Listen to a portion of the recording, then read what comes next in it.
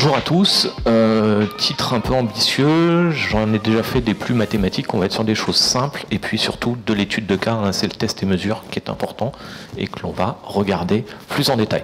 Je suis Michael Priol, le fondateur de netlinking.fr et je vais vous parler aujourd'hui de comment fonctionne Google, qu'est-ce que l'on doit prendre en compte et qu'est-ce qui impacte réellement nos positionnements. Alors, qu'est-ce que Google cherche à comprendre? Il recherche tout d'abord le contenu le mieux écrit, le plus populaire, j'ai mis populaire entre guillemets parce que nous allons voir que la popularité selon Google, c'est des termes particuliers, et puis surtout le contenu qui plaît le plus. Alors j'ai dit surtout, c'était une erreur de langage, on verra que ce n'est pas forcément le cas, on va commencer par la fin. Le comportement utilisateur. Google, c'est un algorithme avec plein de paramètres et on s'est rendu compte, en tous les cas on nous dit tous que le comportement des utilisateurs impacte les recherches. Je me suis amusé au SEO Camp Day Lorraine organisé par Zora qui est juste derrière à faire un petit test. Dans la conférence comme ça, j'ai demandé à tout le monde de prendre son téléphone portable et puis de taper Netlinking dans Google et je leur ai tous demandé de cliquer sur mon site Netlinking. Là, sur le graphique, vous voyez en marron la position et en bleu les clics sur le mot-clé Netlinking. Donc on voit le grand pic, hein, le jour du SEO Camp. Et puis malheureusement, on voit que nos positions ont chuté. On a perdu entre 1 et 2 places directement. Et si on regarde la courbe, on a vu que pendant 2 mois, on avait vraiment perdu 1 place et qu'on a commencé un peu à récupérer. Il nous a fallu plus de 3 mois pour récupérer cette place. Voilà, je me suis amusé, j'ai demandé à 100 personnes de cliquer sur Netlinking, ça m'a coûté 2 places. Donc c'était intéressant, au moins on a appris une chose, c'est que le comportement utilisateur est pris en compte par Google pour les positions, prouvé par A plus B. C'est une contre-mesure, c'est-à-dire que l'algorithme de Google ne fonctionne pas de façon ultra simple. Et puis, j'avais fait d'autres tests. Zora est venue me voir un jour et m'a proposé de faire un petit test. Elle m'a dit, écoute, on voudrait tester quelque chose avec des rédacteurs qui vont aller regarder ton site, qui vont en faire en résumé, et puis on va voir ce qui se passe derrière.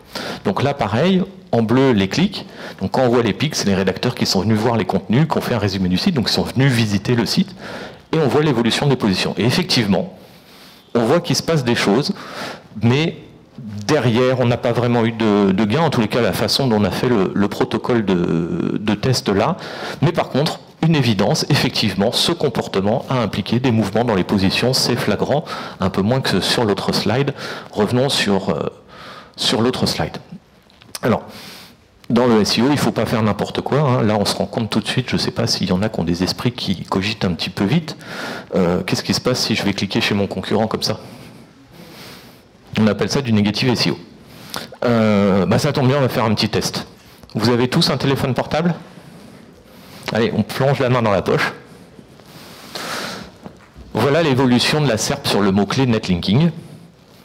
Alors, nous, on était deuxième, on est troisième, on est premier, mais il y a la position 0. Vous ne touchez à rien, hein, pour l'instant, attendez, je vous explique ce qu'il faut faire. Et puis, Yanté Design, il m'embête, il me passe un petit peu devant, mais on ne va surtout pas aller cliquer chez eux. Par contre, on va s'amuser. Vous allez tous taper Netlinking dans Google, et vous allez cliquer sur Wikipédia, qui risque normalement d'être en position 0. Et puis, prochaine conférence, je vous dirai ce que ça fait. Je ne le sais pas, hein. Mais c'est intéressant de voir justement, est-ce qu'une position 0... Le fait que tout le monde ait cliqué dessus, vous ne cliquez pas sur les pubs, hein. Ça nous coûte assez cher aussi, vraiment opposition 0 naturelle. Voilà. Tout le monde a cliqué? Ok, c'était un test, hein, et puis on regardera les mesures lors d'un prochain SEO Camp. Alors, je vous ai parlé de la popularité tout à l'heure. Donc là, on vient de voir le comportement utilisateur, on a vu que ça fonctionnait. J'avais fait une conférence en 2014 avec Asni en Tunis SEO où j'avais montré des résultats où avec des IP on avait été voir plein de pages métiers villes et on arrivait à les faire grimper qu'avec des clics comme ça, mais c'est pas très stable et ça dure pas dans le temps et puis c'est biaisé les résultats et c'est pas une bonne approche. Mais en tout cas, votre site, s'il est bien fait, si le comportement utilisateur est bon, on voit que ça impacte les résultats. Alors, le site est bien fait, ou est-ce que l'on lit dans les résultats de Google, hein, la métadescription, la métatitre. Maintenant, deuxième aspect, la popularité. j'avais mis des guillemets autour, la popularité c'est le PageRank.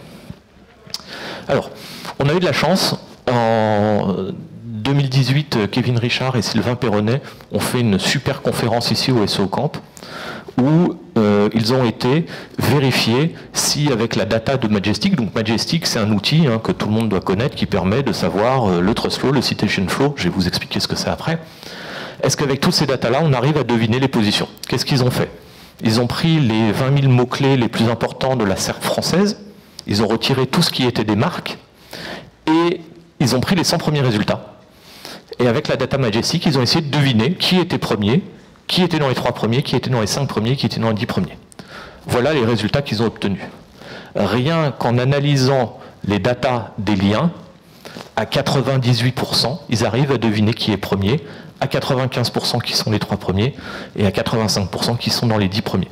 Donc là, grâce à leur test qui a été fait de façon très scientifique, très normée, très précis, on a une preuve que le facteur le plus important du positionnement, c'est bien les liens. Alors, par contre, les 100 premiers résultats, ils avaient été filtrés par Google en termes de contenu. C'est-à-dire que s'ils sont dans les 100 premiers, c'est que le contenu est bon. Donc, c'est pas... Voilà. Si cette conférence vous intéresse, et je pense qu'elle est très intéressante, sur SlideShare, vous retrouvez les slides, et si vous êtes abonné, membre de l'association, sur la chaîne télé de l'association, vous pouvez aller voir la conférence, et elle est super intéressante. On va regarder un petit peu leurs résultats rapidement. Donc, on va voir si le laser... Hop. En fait, tout en bas, l'aléatoire, ils ont regardé est-ce qu'une variable elle est plus significative qu'un aléatoire. Donc si elles sont plus significatives et de façon forte, c'est qu'elles ont un intérêt. Si au contraire, une variable est autour de l'aléatoire ou en dessous, c'est qu'elle n'a pas d'impact. Et donc ils ont pu trier. Alors ils ont testé plein de choses. Ils ont testé est-ce que le HTTPS a un impact? Est-ce que le fait qu'il y ait un favicon? Est-ce que le fait qu'on soit sur Analytics? Et ainsi de suite. Ils ont testé plein de choses, vous ne les retrouvez pas ici. Par contre, la conclusion, c'est que pour être premier, à 98% de chance, le plus important, c'est la page qui a le plus de liens de sites différents, en dofollow bien sûr, et puis qui a surtout le meilleur citation flow, le meilleur PageRank. Dans un site qui va avoir un bon trust flow, donc un bon indice de confiance dans sa thématique, et un rapport entre le trust flow et citation flow du site équilibré, c'est-à-dire pas un site qui reçoit des liens spam. Voilà, donc on voit la répartition, et là on voit qu'il y a un très gros écart. Alors, attention, c'est pas une donnée qui fait tout, le score c'est 0,05, c'est pas 1. Mais c'est un ensemble de facteurs qui sont pris en compte par Google, et c'est pour ça que c'est aussi dur de bien se positionner. On voit que l'écart entre les données de la page et le site sont moins fortes pour le top 3, et si on regarde le top 5 et le top 10, on voit que ça a tendance à s'écraser. Donc pour être en première page, le site est important. Pour être premier, la page est encore plus importante. Et c'est ce que je vous disais, vous voyez, c'est pas forcément le fait que le site ait beaucoup de pages ou que le site reçoive beaucoup de domaines référents n'a pas forcément autant d'importance pour être premier, c'est-à-dire que Google veut des sites spécialistes en premier et pas des gros portails qui regroupent tout. Alors, en conclusion, la page la populaire, ce sera celle qui a le meilleur citation flow, le meilleur PageRank, provenant du plus de sites différents, sur un site qui fait autorité dans sa thématique, qui a le meilleur trust flow thématique. Alors, petit bémol dans leur étude, ils ont parlé de la valeur brute du trust flow, on le verra tout à l'heure, ce qui compte dans le trust flow, c'est le TTF, le Topical Trust Flow, c'est-à-dire le trust flow dans la thématique. Mais ils n'avaient pas la data pour pouvoir tester ça, et je pense que ça affinerait. Et puis, avec un trust flow, un site équilibré. Ces deux-là, c'est une fois de plus des contre-mesures, c'est-à-dire que Google, pour éviter qu'on fasse n'importe quoi, a des moyens de contrôler ce que l'on fait. Alors, en 2003, il y a 3 étudiants de Stanford au nom imprononçable qui ont lancé un moteur de recherche, Caltix, et ils promettaient un calcul du PageRank 1000 fois plus rapide, et surtout, ils ont abordé une notion de PageRank thématique. Alors eux l'appelaient le Topic Sensitive PageRank. Donc ils ont lancé leur boîte début 2003. Septembre 2003, ils étaient rachetés par Google. Et si on regarde les brevets déposés par Taher Haveli, voilà, excuse-moi, on voit, si on va les ouvrir, qu'ils sont déposés pour Google. C'est intéressant, je vous ai mis que quelques exemples de son parcours de recherche. mais on voit par exemple l'anticipation des requêtes, il a fait plein de choses aussi sur la performance des publicités. Mais ce qui va nous intéresser aujourd'hui, c'est leur travail préliminaire sur le topic Sensitive PageRank, le PageRank thématique.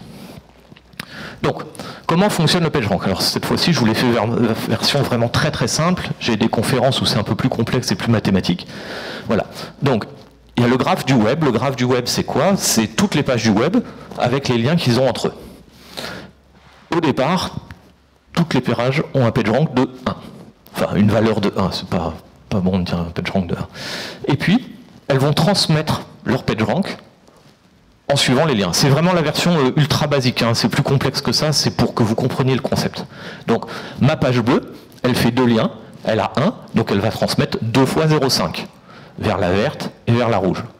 La verte, elle va transmettre 1 à la rouge, et la rouge va transmettre 1 à la bleue. Voilà, donc là on arrive à une nouvelle valeur de PageRank pour nos pages. Est-ce que tout le monde me suit jusqu'à là? Pas trop dur? On continue comme ça. Donc, ma rouge qui était à 1,5 transmet 1,5 à la bleue. Ma bleue qui était à 1 transmet 1 à la rouge. Et ma verte qui était à 0,5, j'ai oublié de diviser, bon c'est pas grave. Hop. Et puis, quand on fait ça, au bout d'un moment, il va y avoir une convergence. C'est-à-dire qu'on va arriver à un résultat qui est stable et qui ne bouge plus. Si vous regardez, 1,2 divisé par 2, ça fait 2 fois 0,6. Donc je transmets 0,6 à la verte et je transmets 0,6 à la rouge. Les 0,6 de la verte transmettent 0,6 à la rouge qui reçoit 0,6 de la bleue, donc on est à 1,2. Et la rouge 1,2 transmet 1,2 à la bleue et ça ne bougera plus. Quel que soit le nombre de fois où je fais ce calcul, et les mathématiciens vous prouveront que en fonction du nombre de pages et du nombre de liens, il y aura à un moment convergence sur les résultats. Donc, qu'est-ce que ça donne dans le PageRank? Donc on a le web graph avec ce calcul de PageRank qui va classer les pages par rank. C'est en offline, donc ça c'est sur les serveurs, ça tourne, ça mouline, ça calcule et toutes les pages ont un PageRank. Et puis quand on fait une requête, là c'est du temps de réponse, c'est de l'instantané, on va aller regarder en fonction du PageRank la page qui correspond à notre contenu. Voilà la version ultra simple de Google au départ. L'idée de nos 3 étudiants de Caltix, c'est que finalement, dans notre web graph, il y a plein de thématiques. Et peut-être que les liens qui sont dans la même thématique ont plus de poids que des liens qui n'ont aucun rapport entre eux. Ce qui nous semble complètement logique. Et donc, ils se sont dit, voilà, on va prendre des thématiques et on va tester. Alors, et ils ont décidé de créer le Topic Sensitive PageRank, c'est-à-dire de se dire, le PageRank n'a pas la même valeur s'il est dans la même thématique ou pas. Ce qui va nous intéresser, c'est l'Open Directory Project qui est ici. C'est le dataset qui leur a permis, puisque c'est bien beau de parler de thématique, mais comment je sais qu'une page parle de telle ou telle thématique? L'Open Directory Project, c'est l'annuaire de Demos, où il y avait à l'époque 5 millions de sites, classés dans 1 million de catégories, et qui ont tous été validés par des humains. Et donc, grâce à ça, ils ont pu, alors ils sont partis des 16 premières plus grosses thématiques, et ils ont fait le test. Alors par exemple, si je prends une page qui utilise le mot Java, enfin le mot Java, que je regarde, j'ai 71 pardon, dans la thématique récréation, et 4567 dans la thématique computer. Donc a priori, le mot Java est dans le computer. Mais c'est aussi une danse. Donc en fonction du contexte, ça peut être dans le récréation. Donc le contexte est très important. Donc ce n'est pas le mot tout seul, mais c'est son champ lexical, son champ sémantique à l'intérieur qui importe. Voilà. Donc pareil, test et mesure. Donc là c'est leur idée de base. Ils ont fait des tests. Qu'est-ce que ça donne? Alors voilà, je vous ai parlé tout, pardon, je reviens un peu en arrière. Voilà les thématiques de Demos que vous avez qui leur ont servi, les 16 thématiques. Et puis, je vous parlais tout à l'heure de 5 millions de sites. Maintenant qu'il n'y a plus que 3 800 000 sites dedans, c'est pas grave qu'il y ait 1 200 000 sites qui aient disparu, puisque comme je vous l'ai montré tout à l'heure avec les boucles, à chaque fois on recalcule une valeur, on transmet du PageRank. Donc même s'il y a des pages qui disparaissent, le PageRank est toujours dans la mayonnaise. Et donc à chaque fois on recalculera, même s'il y a des nouvelles pages qui arrivent, elles retrouveront un PageRank en fonction des liens qu'elles reçoivent. Donc c'est le dataset qui a servi au départ, mais qui n'est plus utile aujourd'hui, mais qui a servi de base au départ. Voilà, merci à ces 91 929 contributeurs qui ont permis de faire le web finalement. Alors, je vous parlais de leur test. Donc ils ont pris 10 mots-clés, Ils ont fait d'abord un calcul avec le PageRank et puis un calcul avec le PageRank thématique. Ils ont présenté les 10 premiers résultats à 5 testeurs, des 10 mots-clés, 10 résultats. Et s'il y a 3 personnes sur 5 ou plus qui disent « Ok, c'est pertinent », ils considèrent que c'est pertinent. Et voilà ce que ça a donné. Dans 90% des cas, le PageRank thématique était plus pertinent que le PageRank classique. Vous comprenez pourquoi Google a été aussi rapide à les racheter ? Et puis pour nous, ça a changé de notre vie, hein, l'algorithme de Google s'en est trouvé grandement amélioré. Vous voyez ces thématiques? Si je vous rajoute ça, ça vous parle? C'est les thématiques de Majestic. Alors il y a une petite différence en bas là-bas. Ils n'ont pas pris les kids, parce que en fait dans Demos, les kids c'est un truc un peu spécial, et puis il y a une thématique adulte mais qui est un peu cachée, donc ils ont tout regroupé. Voilà pourquoi la data de Majestic est aussi bonne. Elle n'est pas parfaite, on va le voir juste après. Mais ils ont pris le même dataset que Google pour construire son PageRank thématique. Alors, regardons comment ça fonctionne. Donc là, je suis dans Demos, sur la page Computer Internet Domain Name. J'ai pris 2 sites qui sont classés. Donc un premier, et puis un deuxième, l'ICANN, c'est l'enregistrement des noms de domaine. Et on voit bien que leur TrustFlow est le même que la thématique de Demos. Regardons ce qui va se passer maintenant si l'ICANN fait un lien vers sa chaîne YouTube. Il lui transmet son PageRank thématique en Computer Internet Domain Name.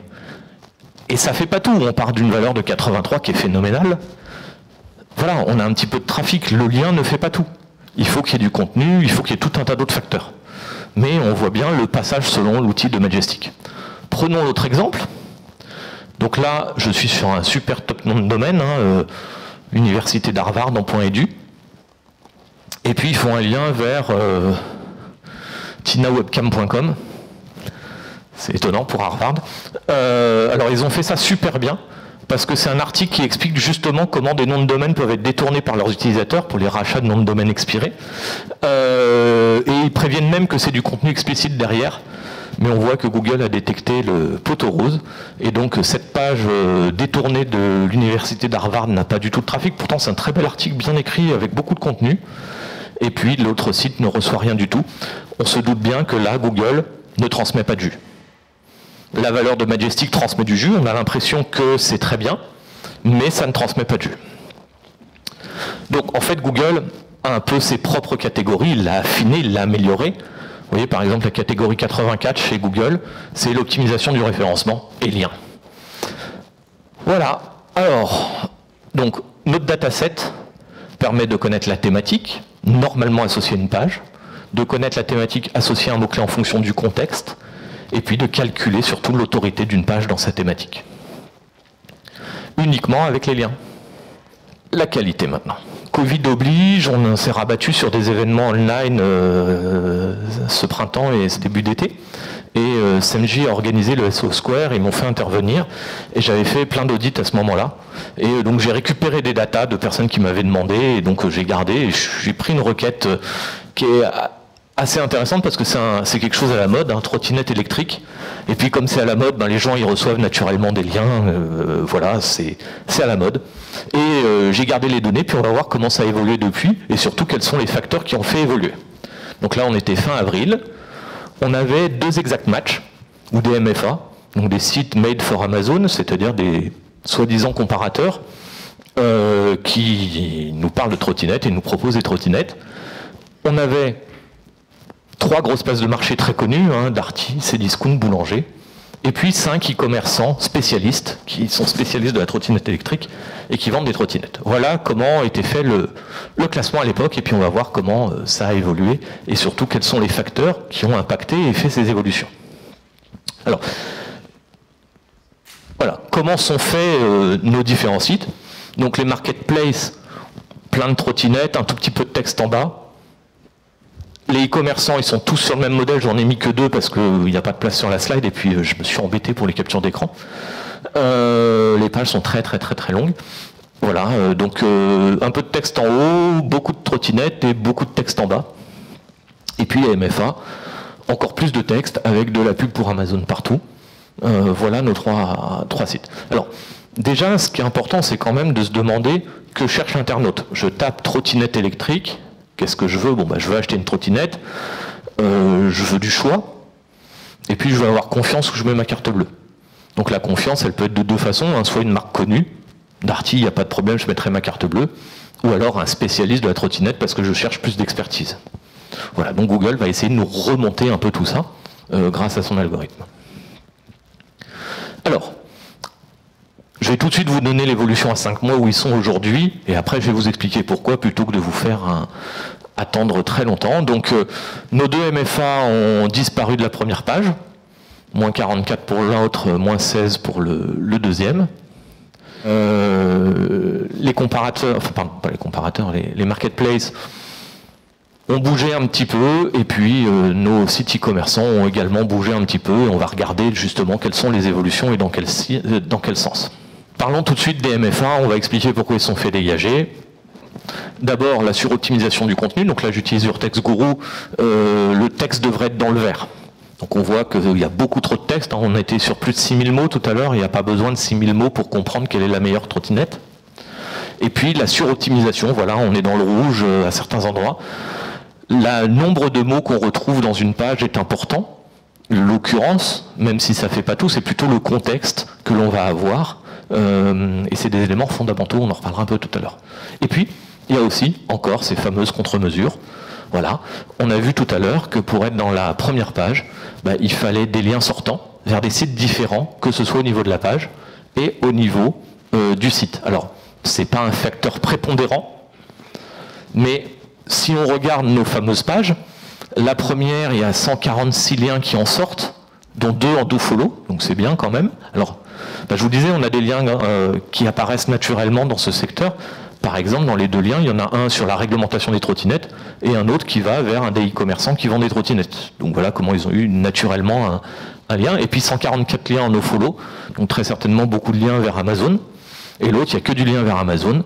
Voilà, donc tout ça, c'est des contre-mesures qui permettent de voir qu'on est sur des pages qui ont peu d'intérêt, en tous les cas aux yeux de Google, et donc il les a déclassées. Et les gros, pourquoi eux ils ressortent? Donc on avait vu tout à l'heure que dans le top 10, pardon, dans le top 1, c'était la page qui était très importante, mais dans le top 10, finalement, le poids du site est presque aussi important que la page. Vous voyez, on est sur des 0,3 pour tout. Et donc, le site prend de plus en plus d'importance. Donc là, on est sur des sites qui sont énormes, avec énormément d'autorité. Et donc, c'est pour ça qu'ils arrivent facilement à se positionner dans le top 10, mais très difficilement dans le top 1. Ils pourraient, et s'ils sont dans la salle et qu'ils veulent des conseils, je pourrais leur expliquer comment faire. Voilà, maintenant voyons au mois d'août, début août, qu'est-ce qui s'est passé au milieu de l'été, où est-ce qu'on en était. Donc Darty est passé premier. Pourquoi? Parce qu'ils ont un site avec énormément d'autorité, et puis ils ont gagné 3 liens.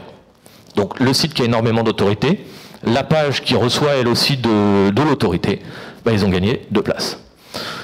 Girophare a gagné 2 places. Eux, ils ont un contenu qui est plutôt bien optimisé. Alors, j'ai pas fait les scores d'optimisation SEO pour les marketplaces parce que il y a 200 mots et ça a peu d'intérêt. Et finalement, c'est tout le poids du site qui compense.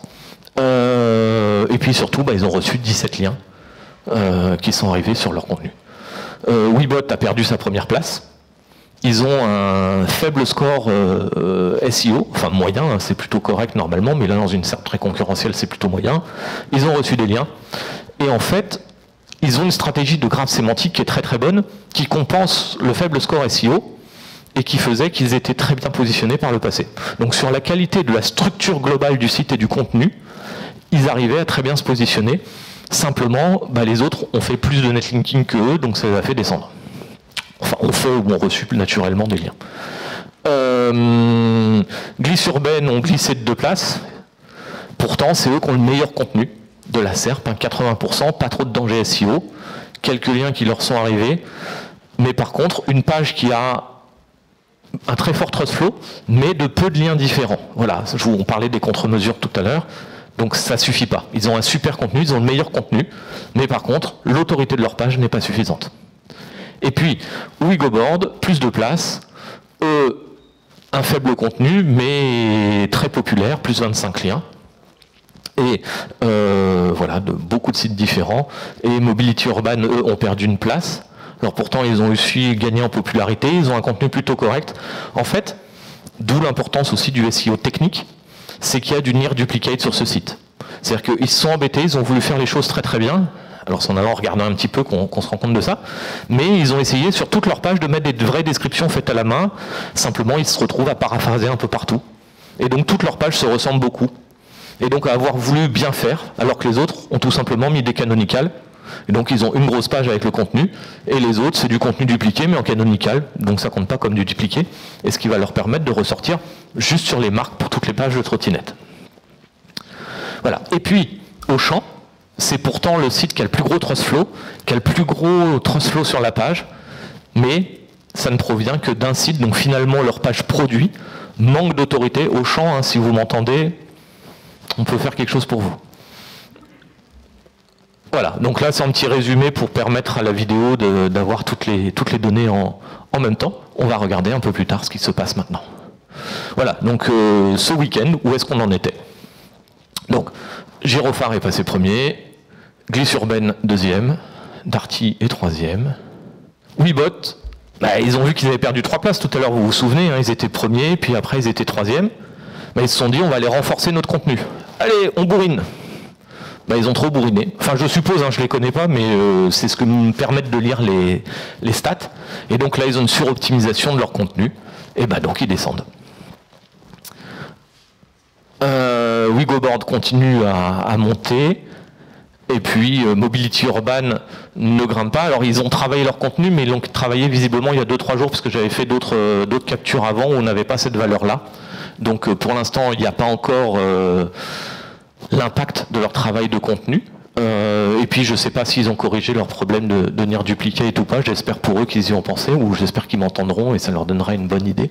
Voilà, on va regarder maintenant, site par site, qu'est-ce qui s'est passé. Donc Girophare, hein, les gagnants, moi ce qui m'intéresse c'est l'évolution ici. Vous voyez sur ces 150 jours, la progression est régulière. Petit à petit, ils ont été grappillés, une place, puis une place, puis une place. Alors avec des petites oscillations. Pourquoi? Tout simplement un bon contenu qui est stable, ni trop bourrin, ni pas assez. Et ce qu'on a vu tout à l'heure, le plus fort citation flow des 10 premiers, enfin des 100 premiers résultats peut-être, j'ai pas été regardé, mais en tous les cas des 10 premiers sur une URL, enfin sur l'URL qui remonte provenant de nombreux sites différents. Et dans un site qui manque un peu de trust, il est à 23 par rapport aux 30 de citation flow. Voilà, l'équilibre, c'est le 77% dont je vous parlais tout à l'heure. C'est le ratio entre 23 et 30. C'est ce qui permet, alors Google n'utilise pas le citation flow et trust flow, mais il utilise des variables qui sont très similaires. Et voilà, et donc si c'est pas équilibré, c'est-à-dire qu'on reçoit trop de liens, mais qu'on n'a pas assez d'autorité, bah, c'est pas un très bon signal. Mais là, on est sur quelque chose qui est tout à fait convenable, et donc ils progressent régulièrement, et ça y est, ils sont arrivés à leur première place. Alors, le contenu, comment fonctionne Your Text Guru? En fait, quand on leur demande un guide de rédaction, ils vont aller regarder les 30 premiers résultats, et puis ils vont analyser les contenus, ils vont voir quels sont les mots qui ressortent. Alors c'est pas forcément exactement les mots que Google veulent, mais si on est dans les 30 premiers, c'est qu'a priori notre contenu ressemble à ce que Google attend. Et donc il nous propose les mots dans la quantité optimale, donc qui est la partie verte. Comme la SERP change tout le temps, les résultats qui remontent sont différents. Donc là on a l'impression que les graphiques sont très différents, mais en fait c'est le même texte qui a été analysé. La Glissurben, donc pareil, on va regarder l'évolution sur 130 jours. Donc ça c'est grâce à SEO Observer que je regarde, hein, et beaucoup de data qu'on a vu tout à l'heure aussi c'était SEO Observer. On voit que voilà, ils ont un peu de mal à se stabiliser dans leur position. Ils ont le meilleur contenu qui continue à améliorer. Vous voyez, on est passé de 80 à 85. Par contre, leur citation flow sur l'URL est moyen, il est à 29. Et il n'y a que trop peu de sites qui leur font des liens. Donc l'autorité n'est pas suffisamment transmise. Et le site manque de trust. Et il est mal thématisé. La trottinette, c'est pas de l'art, c'est pas du voyage. C'est plutôt du sport cycling ou recreation motorcycle ou éventuellement society si on pense que c'est une révolution urbaine. Voilà, donc là par contre, on voit bien l'optimisation du contenu. Ah si, le laser fonctionne. Vous voyez, ici il y avait des mots, alors vélo ils ne l'utilisent pas, il est passé ici, mais par contre ceux-là ils les ont rajoutés. Vous voyez là, tout leur contenu est bien optimisé. Donc très certainement qu'ils utilisent l'outil Your-Text Guru. Alors il y en a d'autres, hein, il n'y a pas que Your-Text Guru, il y a 1.fr également, et puis vous avez SMJ en bas qui vous propose aussi un travail sur l'optimisation des contenus. Wigobot, donc ça c'est ceux qui étaient premiers et qui sont descendus. On va le voir, hein. Vous voyez, ils étaient premiers longtemps, et puis ils ont commencé à descendre un petit peu, et je pense... Voilà, ils ont bourriné en termes de contenu, et donc ils ont perdu leur position. Eux, ce qui était intéressant, c'est cette stratégie de grappe sémantique qui est très intéressante, qui leur a permis pendant longtemps d'être très bien placés, et surtout qui leur permet, j'en ai pas parlé tout à l'heure, mais c'est eux qui ont le plus de mots-clés qui sont générés, et c'est eux qui ont le plus de trafic. Donc même s'ils sont plus premiers aujourd'hui, ils ont quand même toute une longue traîne qui leur apporte énormément de trafic, donc d'où l'importance d'avoir pas qu'un seul contenu, mais des contenus plus larges et très précis. La grappe sémantique, j'ai déjà fait des conférences sur le sujet, donc ça découle du cocon sémantique. L'idée, c'est que j'ai une page catégorie dans mon site e-commerce, et puis j'envoie vers du contenu d'information, des guides, et qui eux sont très bien structurés et organisés, et Google adore ça parce que ça permet de distinguer ce qui est du contenu commercial, ce qui est du contenu d'information. Ça lui permet de comprendre qu'on est bon sur l'information, et voilà pourquoi même avec 49% d'optimisation, ils étaient mieux que les autres tout à l'heure. Donc un fort citation flow, mais c'est pas le plus fort, provenant de nombreux liens, et par contre ça pêche. 50%, ils ont que 16 de TrustFlow, même si c'est la bonne thématique, mais on n'est que sur du 14 en motorcycle, alors qu'ils sont à 32. Ici, le graphe de Majestic vous permet de voir un profil de lien. Est-ce que les choses sont plutôt équilibrées ou pas? Voilà, donc ça c'est vraiment un des trucs qui pêche aussi chez eux, c'est beaucoup de liens, mais visiblement de faible qualité, aux yeux des outils, hein, je ne juge pas. Voilà, donc là, on a parlé de la suroptimisation des contenus. Vous voyez, ici, on était juste limite. Hop, on vient de monter. Et voilà, c'est trop beau. Wigoboard. Eux sont partis du bas, ont réussi à venir se placer dans le milieu, et ils oscillent et ils tiennent. Donc, un contenu moyennement optimisé. Un bon citation flow prenant pas mal de liens. Un peu moins déséquilibré, et voilà, peut-être qu'ils ont un bonus, je sais pas, c'est une piste mais j'ai pas creusé. Le site est un peu plus convivial que les autres, c'est un avis qui manque d'objectivité, hein. Je suis pas un robot qui analyse le comportement, mais ça peut être aussi une explication d'un petit décalage, mais voilà. Mobility Urban, donc eux ont perdu une place. Mais on l'a vu tout à l'heure, je vous en ai parlé un peu, c'est le problème de... Donc là, ils viennent de travailler visiblement pour améliorer leur contenu, en tous les cas, c'est ce que j'ai vu en faisant les mesures, mais il y a ce problème de cannibalisation. Un contenu, une idée. Vous vous souvenez tout à l'heure d'Emos. Chez Demos, on ne peut s'inscrire que dans une catégorie, ou sauf si on est un site étranger, dans le régional, mais voilà, donc pour Google, une page, une idée. Et Demos, c'est la même chose, c'est beaucoup plus simple pour l'algorithme. Donc si on essaye de tout mettre dans sa page, Google ne comprend pas trop. Il vaut mieux, on a une idée, il faut bien en faire le tour, et puis il faut renvoyer vers d'autres pages qui prolongent l'idée, et ainsi de suite. Et là, toutes leurs pages, ils ont fait un énorme travail de contenu, et c'est frustrant parce qu'ils ont dû certainement énormément bosser pour ça. Finalement, ils sont un peu pénalisés par rapport aux autres, puisque Google a un peu tendance à retrouver les mêmes mots partout. Même si c'est pas du contenu dupliqué, c'est pas la même page qu'ils ont mis partout, mais finalement, ils parlent tout le temps de trottinettes, de roues, de je sais pas quoi. Voilà, donc sinon leurs métriques sont plutôt correctes, et donc ils se font avoir un peu avec ça. Voilà, vous voyez, leur contenu est plutôt bien, il manque...